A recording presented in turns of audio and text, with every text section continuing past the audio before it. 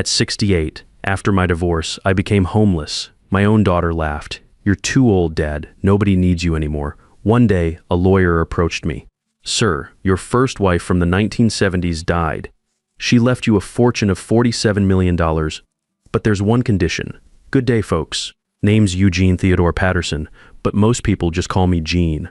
I'm 68 years old and I never thought I'd be telling this story to anyone. Never thought the word homeless would apply to a man who worked 40 years as an industrial electrician, raised a family, and believed his daughter would always have his back. But life has a way of teaching you lessons when you least expect them. It was a Tuesday morning in October when my world fell apart. I was sitting in my kitchen on Maple Street in Columbus, Ohio, drinking coffee and reading the sports section like I'd done every morning for 15 years. The house was quiet except for the hum of the refrigerator and the tick of that old wall clock Brenda's mother gave us. That's when Brenda, my second wife, walked in with divorce papers already signed by her lawyer. "I can't do this anymore, Gene," she said, not even looking at me. Just stood there by the kitchen counter, tapping her fingernails on the manila envelope. "I'm 61, I need to think about my future." What she meant was she'd found herself a younger man with more money.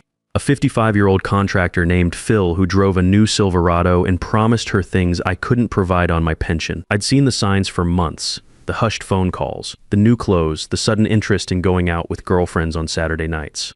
"Brenda, we can work this out," I said, setting down my coffee cup. The ceramic made a small clink against the saucer, and for some reason, that tiny sound seemed louder than my voice. She shook her head. "Gene, you're a good man, but we both know this hasn't been working for years. Phil and I, we have plans. That was the word that stuck with me. After 13 years of marriage, she had plans that didn't include me. The divorce took 6 months and left me with almost nothing.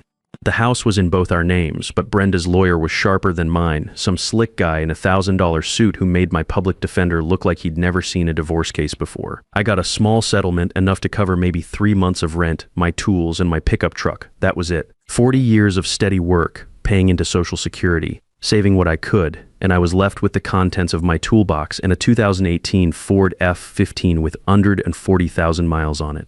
But the real kick in the gut came from my daughter, Melissa. Melissa Patterson Taylor, 43 years old, works as an accountant for some insurance company downtown.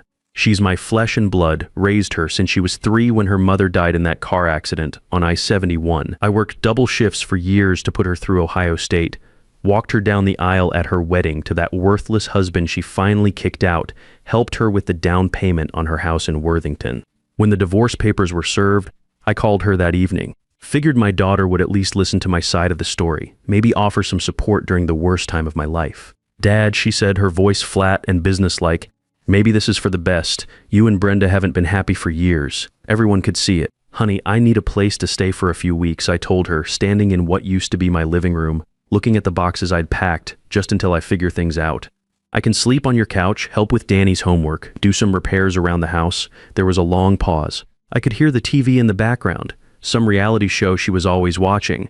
Then she said something that still rings in my ears 3 years later.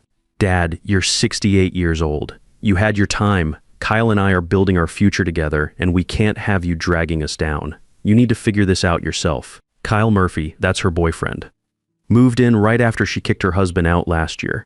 Real piece of work that one minus never worked a steady job in his life, spends his time playing video games and complaining about how the world owes him something. But he's 35 and drives a motorcycle, and apparently that's what my daughter thinks she needs.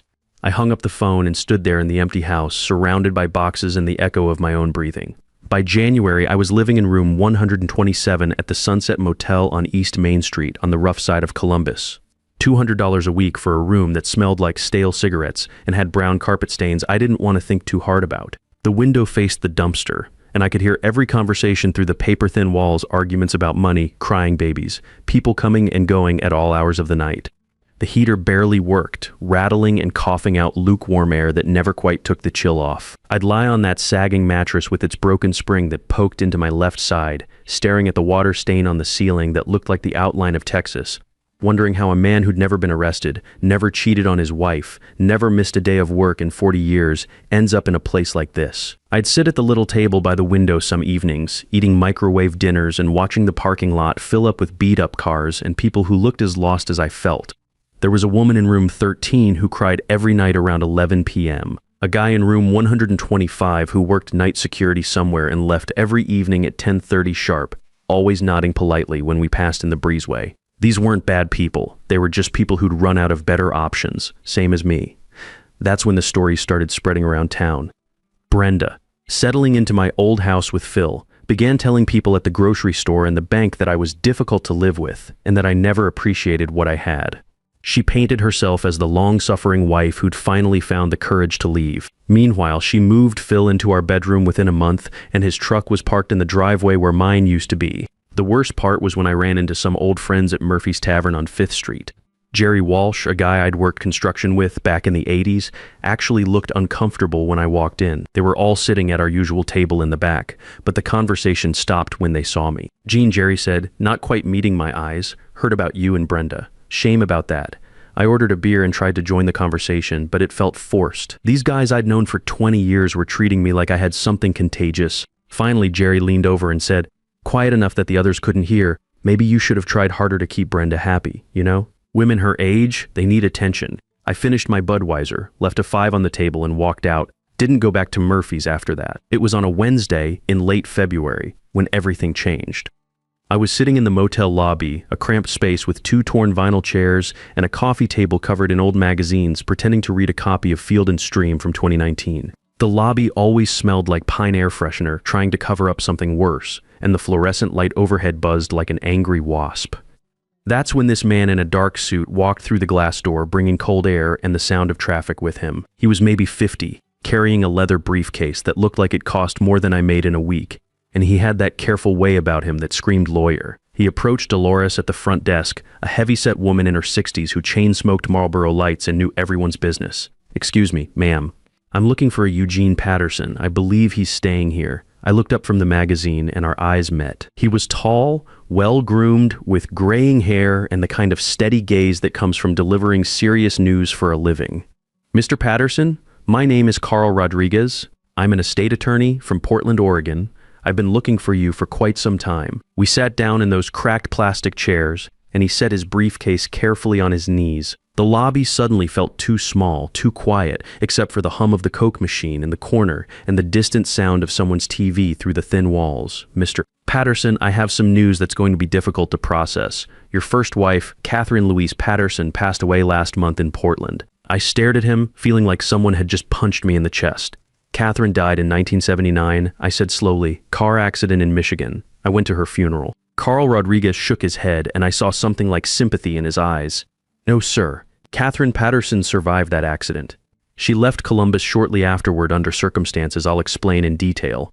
She passed away on January 15th of this year in Portland, Oregon." The magazine slipped from my hands and hit the coffee table with a soft thud. "She left an estate valued at approximately $47 million, and you, Mr.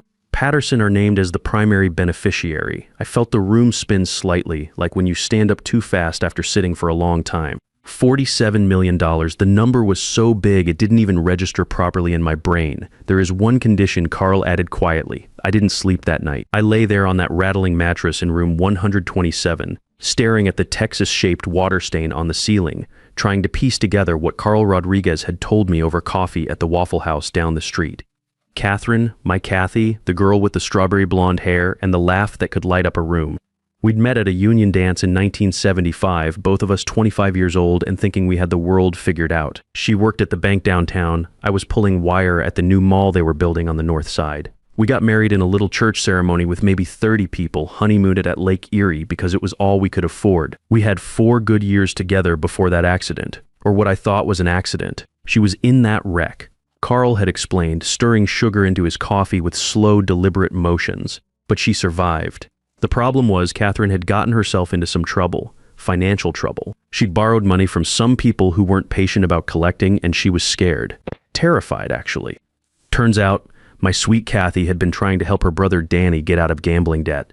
Danny was always a screw-up, always needing money for one scheme or another. This time, he owed 15 grand to some loan sharks who were making threats about broken legs and worse. Kathy took out a second mortgage on our little house without telling me. Tried to play the stock market to make quick money, lost it all. By the time she realized how deep she was in, the people Danny owed were coming around asking questions about his family. She was 29 years old and over her head, and she thought disappearing was the only way to protect you, Carl said. She staged her own death after the accident, let everyone assume she died, and left town. Instead of telling me, instead of trusting that we could figure it out together, she chose to let me grieve her for 45 years. Catherine had rebuilt her life in Oregon under a slight variation of her name, going by Kate Patterson in business dealings. She started small, cleaning office buildings at night, saving every penny. Eventually, she got her real estate license, made some smart investments in Portland when the market was just starting to boom. Bought rundown houses, fixed them up, sold them for profit. Carl showed me a photo from her personal effects. She'd kept our wedding picture for all these years, tucked inside her jewelry box. Both of us young and grinning at the camera, thinking love was enough to handle anything life threw at us. The condition of the inheritance was this. Because Catherine had legally died without a death certificate being issued in 1979, and because of the legal complications of her disappearance, I'd have to prove my identity as her original husband and go through a probate hearing in Portland within 60 days. "I'll do it," I said without hesitation.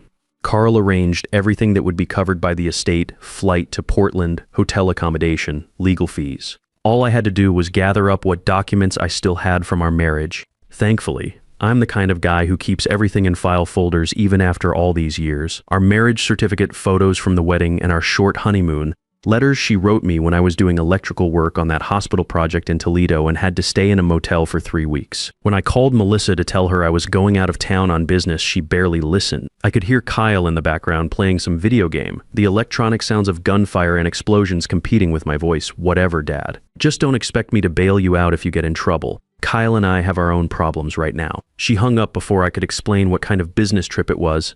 Portland was different than I expected. Clean streets, coffee shops on every corner, people riding bicycles in February. My hotel room was on the 4th floor of a place called the Riverview Inn, and it actually did have a view of the Willamette River.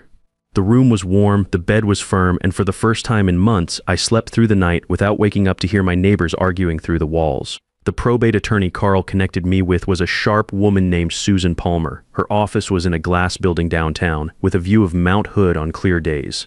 She went through my documents with the precision of someone who'd handled complex estate cases before. Everything checked out perfectly. The marriage certificate dated March 18th, 1975, the photos from our wedding at St.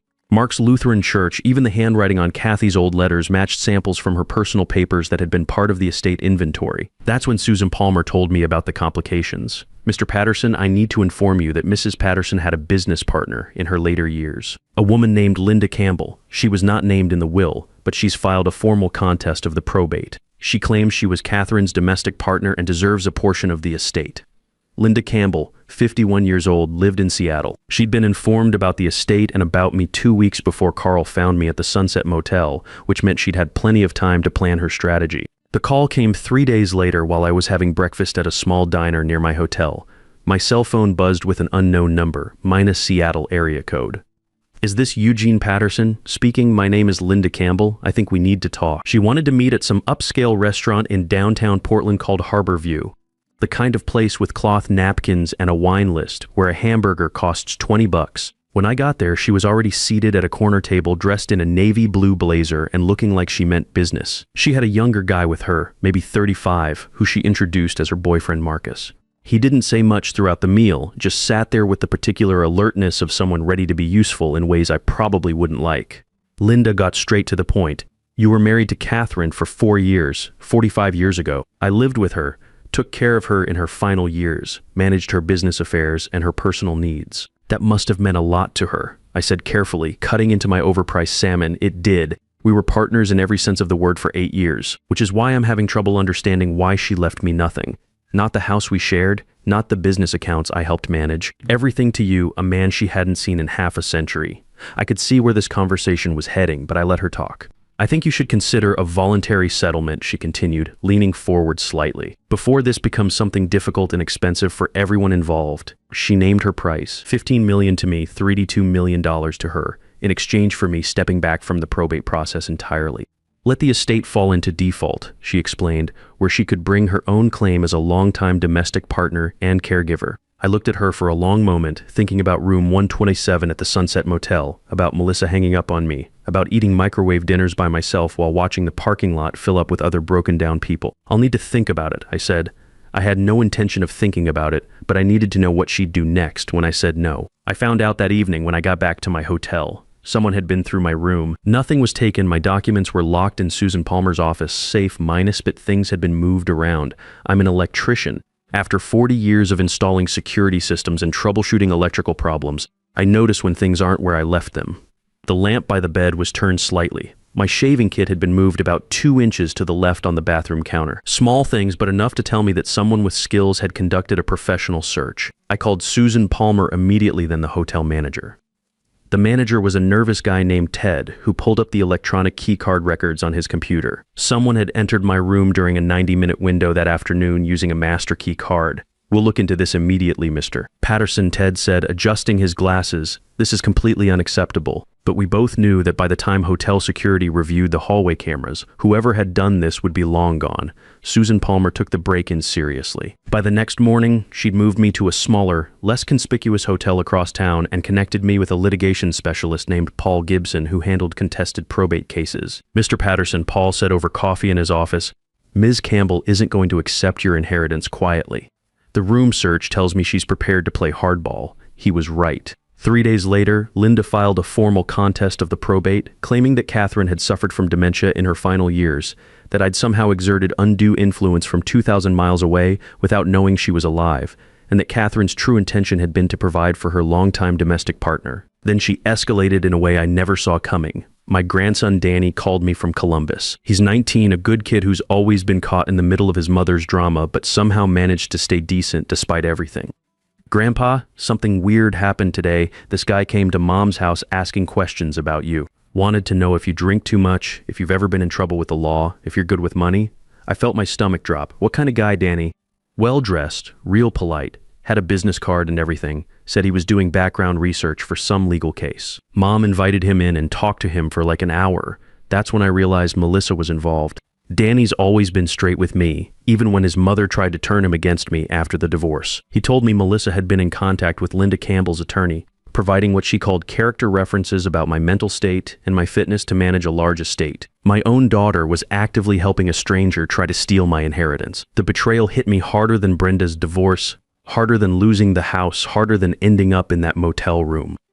This was my flesh and blood. The little girl I'd raised from the time she was 3 years old, the kid I'd worked double shifts to put through college, actively working against me for money she had no legal claim to. But I'm not the kind of man who goes down without a fight, especially when the fight comes to me. I started documenting everything. Paul Gibson helped me understand what was legal and what wasn't. I recorded phone calls when Ohio law allowed it, kept detailed notes of every conversation, every threat, every attempt at intimidation. I also hired a private investigator, a retired cop named Mike Santos who specialized in background checks and asset investigation. What Mike found over the next 2 weeks was very interesting.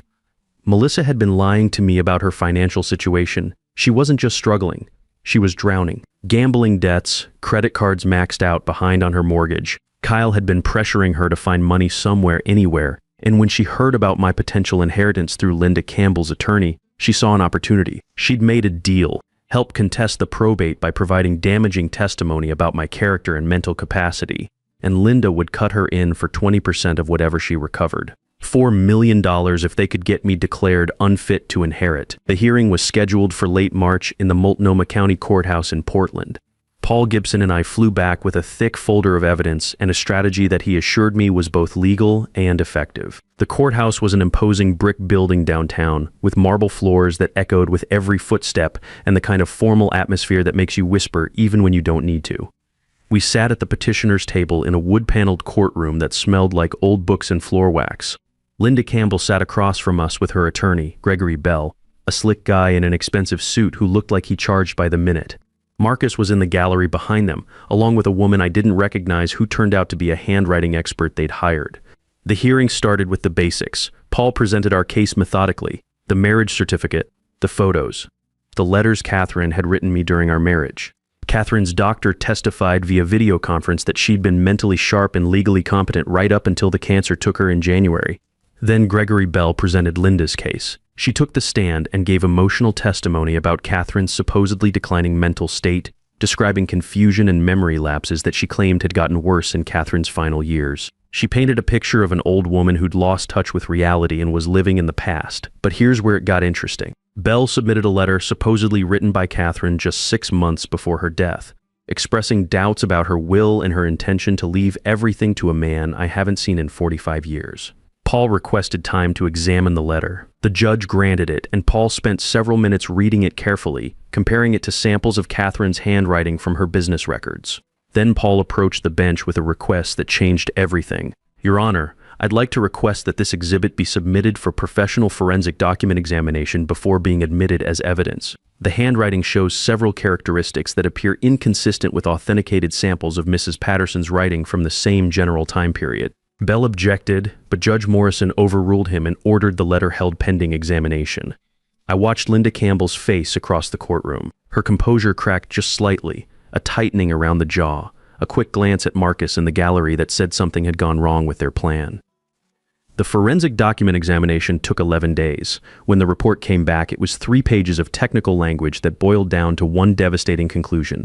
The letter was not consistent with Catherine Patterson's handwriting patterns across 14 authenticated reference samples. More damning, the ink composition dated its creation to within the previous 8 months. Catherine had been dead for 14 months. The letter was a forgery.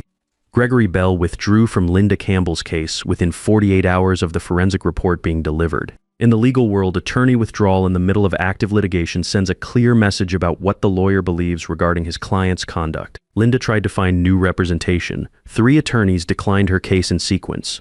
Paul told me this wasn't uncommon when central evidence had been proven fraudulent.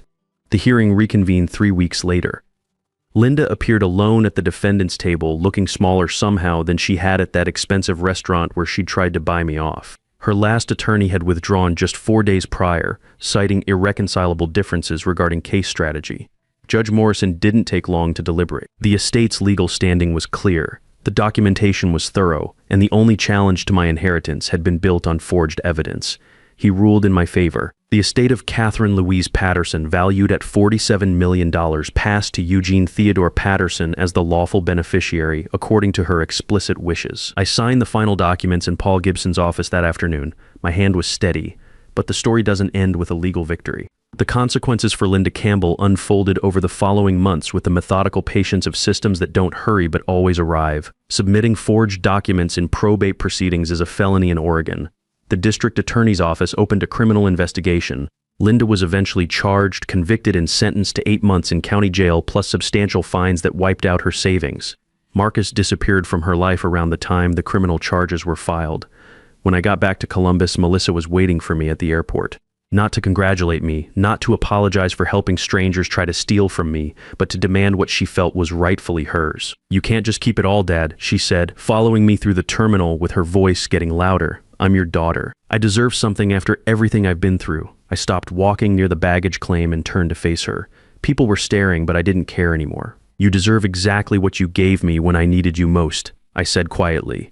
"Nothing. But Dad, Kyle and I are in real financial trouble. I was just trying to protect our family's interests. You helped strangers try to steal from me. You told lies about me to investigators. You chose money over family." She started crying then, right there in the airport, making a scene like she used to do when she was 8 years old and didn't get her way.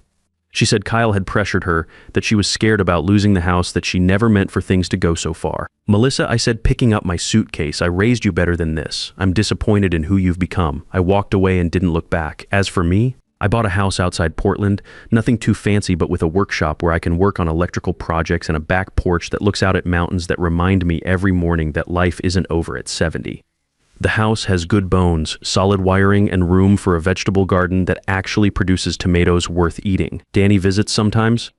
Turned out Melissa's gambling problems got worse after she lost her shot at my inheritance money. She lost custody when the debts piled up and Kyle left her for someone with better financial prospects. Danny's living with his father now, working part-time at a garage and going to community college. I help him with tuition and car repairs, and he helps me understand why anyone needs a smartphone with 47 different functions. Melissa tried to reconcile about a year later, called me up on a Sunday evening, said she was sorry, asked if we could start over and be a family again. "I forgive you," I told her, and I meant it. But forgiveness doesn't mean I forget what you're capable of when things get hard. You showed me who you really are. Brenda's doing fine, I hear. Phil left her for a woman 10 years younger, and she's back to working part-time at the hospital. We run into each other sometimes at the grocery store when I'm visiting Danny. We nod politely and move on with our lives. The funny thing is, I'm happier now at 70 than I've been in years. I volunteer at the local community college teaching electrical safety to kids getting into the trades. Joined a men's group at the community center where we work on woodworking projects and solve the world's problems over coffee and donuts. I learned something important through all this. You can't control how people treat you, but you can control how you respond. You can't make your family love you, but you can choose who gets to be part of your life going forward. Every morning I wake up in a house I own, surrounded by things I chose, living a life nobody else gets to dictate. That inheritance wasn't just money, it was freedom. Freedom from people who saw me as a burden instead of a blessing. Catherine gave me 2 gifts across 45 years. First, she loved me when we were young and thought we could handle anything. Then, after a lifetime of regret, she gave me the chance to live my remaining years with dignity and purpose. Some evenings I sit on that back porch, looking at those mountains, thinking about how a man can lose everything, his marriage, his home, even his family's respect, and still come out ahead if he keeps his character intact. That's the most important lesson. You can take away a man's house, his marriage, even his children's love, but you can't take his character unless he gives it away himself. I'm Eugene Patterson. I'm 70 years old. I worked honest for 40 years, raised my daughter the best I could, and when the world tried to break me down, I stood back up. At this point in my life, that's enough. That's everything. Sometimes the people who hurt you the most teach you the most valuable lesson, that your worth doesn't depend on their approval and your character is the only thing they can never take away from you. Real wealth isn't just money in the bank, it's waking up every day knowing you kept your integrity when the world tried to break you and choosing dignity over revenge every single time.